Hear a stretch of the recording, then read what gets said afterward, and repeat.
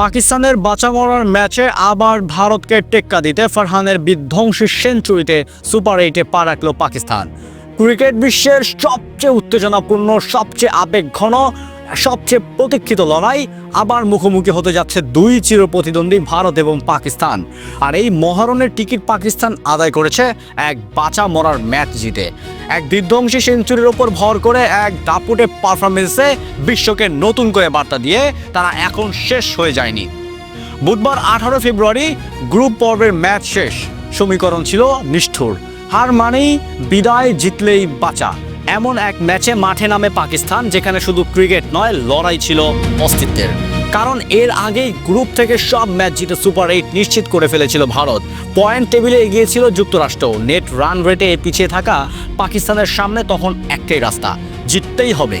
এখনো হিসাব নয়, কোনো যদি কিন্তু নয়, শুধু জয়। এই চাপের ম্যাচেই জন্ম নিল এক নায়ক, সাহিবজাদা ফারহান। টস জিতে ব্যাট করার সিদ্ধান্ত নেয় পাকিস্তান। শুরু থেকেই ইতিবাচক মানসিকতা, কিন্তু কেউ কল্পনাও করেনি কি ঝড় অপেক্ষা করছে।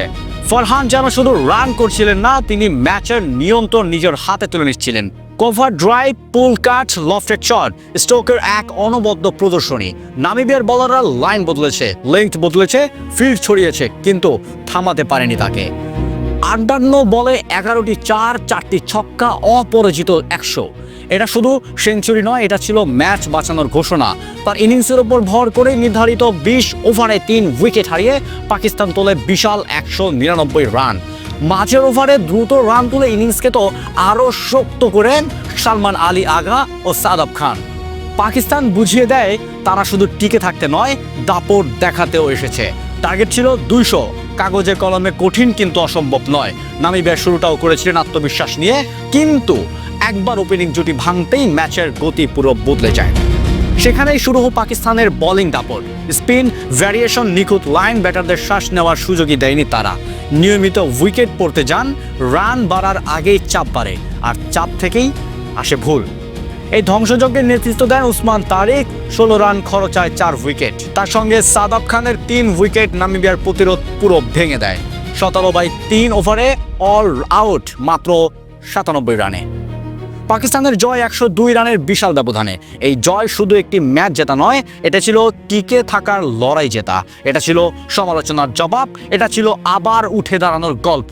গ্রুপ পর্বের টালমাটাল শুরু, নেট রান রেটের চাপে দাঁড়িয়ে পিছিয়ে পড়া, বিদায়ের আশঙ্কা, সবকিছুকে পেছনে ফেলে পাকিস্তান এখন সুপার 8-এ।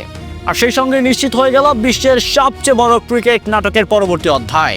সুপার 8-এর সেই মহারণ এখন শুধু সময়ের অপেক্ষা। ফারহানের ব্যাট, বলারদের আগুন ঝরা পারফরমেন্স আর নতুন করে ফিরে পাওয়ার আত্মবিশ্বাস, সব মিলিয়ে পাকিস্তান পৌঁছে গেছে সেই মঞ্চে যেখানে প্রতিটি বল ইতিহাস লিখতে পারে। কারণ যখন ভারত ও পাকিস্তান মুখোমুখি হয়, তখন শুধু গল্প খেলা নয়, সেটা হয় শুধু এক মহারণ।